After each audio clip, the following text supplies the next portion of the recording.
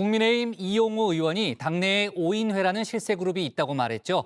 김기현 대표가 당내 핵심 결정 사항을 최고위원회의가 아닌 5인회와 논의한다는 설이었습니다.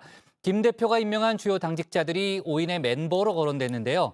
김 대표는 일고의 가치도 없다고 오늘 일축했습니다. 박주로 마커가 주민에서 관련 논란을 정리했습니다. 국민의힘 최고위원 보궐선거 후보자 공모 지난달 30일 마감됐죠. 모두 6명이 지원을 했는데요. 이 현역 의원들 사이에서 지도부 입성은 기피 대상이라도 되는 걸까요? 지원자 가운데 현역 의원은 한 명도 없었습니다. 일단 국민의힘은 어제 자격심사를 거쳐 후보를 3명으로 추렸습니다. 김가람 전 청년대변인, 이종배 서울시의원, 그리고 천강정 경기도당 의료정책위원장인데요.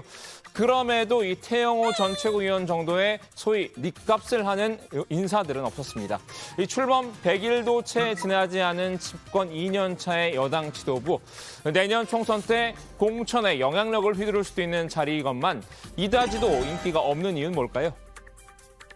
최고위원 되려면 4천만 원 우선은 등록금을 내야 되는 거니까 4천만 원 내면서까지 위험을 감수할 필요가 있겠느냐라는 기사가 오늘 있었는데 그거 보면서 제가 좀 쓴웃음을 지었습니다. 네네. 최고위원 출마를 위한 기탁금 4천만 원인데요. 현역 의원들 사이에서는 최고위원 당선이 이 4천만 원어치 사약이라는 웃지 못할 얘기까지 나왔다고 합니다. 빈궁에겐 귀향이 아니라 사약을 내리셔야지요.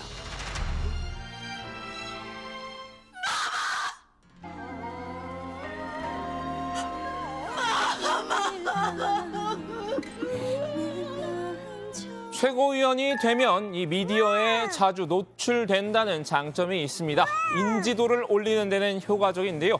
하지만 이 현역 의원 입장에서는 이거 하나만으로는 그다지 매력적인 유인책이 아닌가 봅니다. 일단 어렵게 지도부의 일원이 된다고 해도 내년 총선에서 공천이 보장된다는 법은 없는데요. 이 지도부 활동에 할애할 시간에 지역구를 관리하는 게 더 이득일 수도 있습니다. 이 지도부라는 이유로 자칫 험지 출마를 요구받을 가능성도 있죠. 한마디로 이 최고위원으로서 당을 위해 희생만 할 뿐 차기 총선에서 개인적인 실익은 없다는 생각이 퍼져 있는 셈입니다. 제가 보니까 이제 이 당 지도부 입성해봤자 별 소위 말해서 어떤 메리트가 실익이 없다? 없다라고 실익이 메리트가 없다. 예. 얘기한 것 같아. 그럴 바에야 국회의원들은 지역구 활동이나 열심히 하자. 이런 식으로 생각했던 것 같아요. 김재원 최고위원 이 중징계를 받고 자숙해야 마땅할 시기죠. 그럼에도 자신은 링 밖에서 활동하겠다고 공공연하게 얘기하고 있는데요. 김 최고위원이 이렇게 마음껏 나설 수 있는 것도 현역 의원들의 지도부 입성 기피 분위기 때문입니다. 저는 어떻게 보면 비유하자면 링 밖으로 나간 김일성 선수. 집권당의 최고위가 좀 약체로 구성이 되면 그런 면에서 굉장히 문제가 생긴다는 것이죠. 네.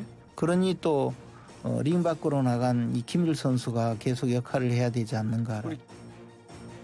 현재 선출직 최고위원 가운데 실질적으로 지도부 활동을 하고 있는 건 이 김병민, 조수진 최고위원뿐인데요.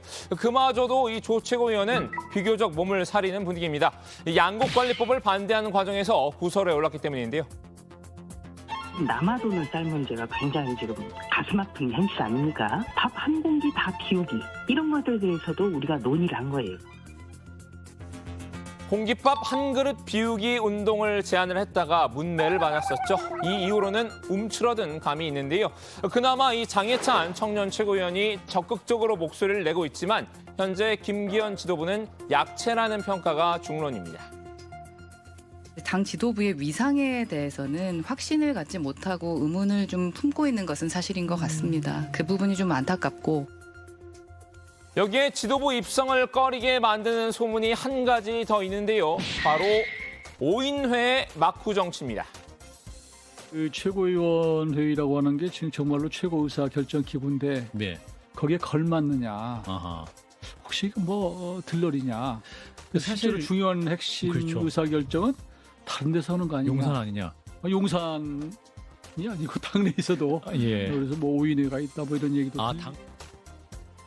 국민의힘의 땅, 불, 바람, 물, 마음이라도 있는 걸까요? 당의 핵심 결정사항을 최고위원회의가 아닌 5인회에서 논의한다는 풍문인데요. 땅, 불,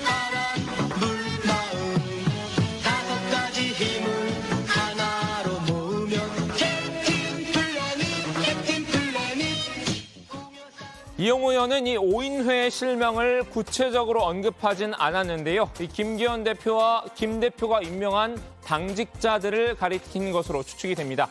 이 박대출 정책위의장과 이철규 사무총장, 그리고 박성민 전략기획부총장, 배현진 조직부총장, 박수영 여의도연구원장, 유상범 수석대변인 등이 이 오인회 후보군인데요. 이 최고위원회의에 앞서서 매일 오전 8시에 열리는 비공개 전략회의 참석자들입니다. 오인회라고는 말을 저는 좀 처음 듣고 제가 정책의장을 했기 때문에 당의 기능은 당대표, 원내대표, 정책의장, 사무총장이 주로 일을 많이 하지요. 그리고 이 부분들을 사전에 협의도 하고 하지요. 그리고 이런 사전 협의가 끝나고 나면 이제 최고위원들 포함해서 의견 수렴을 하고 좀 더 보완한다든지 이렇게 하기 때문에 오인이라고 하는 말에는 저는 무슨 얘기를 갖고 그 이용호 의원께서 말씀하셨는지는 모르겠어요. 오인회가 모인다는 이 비공개 전략회의, 사실상 이 최고위원회의보다 입김이 세다는 평가도 있습니다. 이런 오인회의 존재가 현역 의원들이 아무도 최고위원에 출마하지 않는 요인이 됐다는 분석인데요. 다만 이 김기현 대표는 오인회 실세론에 대해서 일고의 가치도 없다고 발끈했습니다. 지극히 자연스러운 모임이란 겁니다. 당 대표, 사무총장, 그리고 정책위원회 의장, 사무부총장, 당 수석대변인 모여서 의논해야 하는 것이 당연하지 의논하지 않는 것이 당연한 것입니까? 그건 말도 안 되는 얘기니까 일고의 가치도 없는 얘기입니다. 김 대표의 부인에도 불구하고 이 오인회에 대한 당내 시선은 엇갈리는데요. 이 당대표가 주요 당직자들과 현안을 논의한 건 문제가 없다는 의견이 주를 이루죠. 오인회 모임은 최고위원회의에 앞서 당대표가 참모들과 입장을 정리하는 자리일 뿐이란 겁니다. 전략기획부총장이나 조직부총장이 굉장히 중요하지요. 왜 그러냐면 전국에 있는 지구당 위원장들에 대한 관리 문제도 있고 또 보강 문제도 있고 전략기획부총장 같은 경우는 늘 원내 전략이든 당의 전략이든 함께 상의를 하죠. 반면 당원이 선출한 최고위원회 패싱 문제를 제기하는 목소리도 있습니다. 이 당대표가 독자 임명한 핵심 당직자 중심으로 이 사전회의를 진행한 건 절차상 잘못됐다는 의견인데요. 민주당에서는 이 국민의힘 최고위원들의 들러리 신세를 약올리는 듯한 발언도 나왔죠. 의원 둘밖에 없고 최고위원이 최고위 같은 중량감이 없는데 오인회가 다 결정된다고 하는데 보니까 최고위원 전에 조차 모임을 하는 5분이 있다고 하는데 김병민 최고는 안 드시는 것 같고.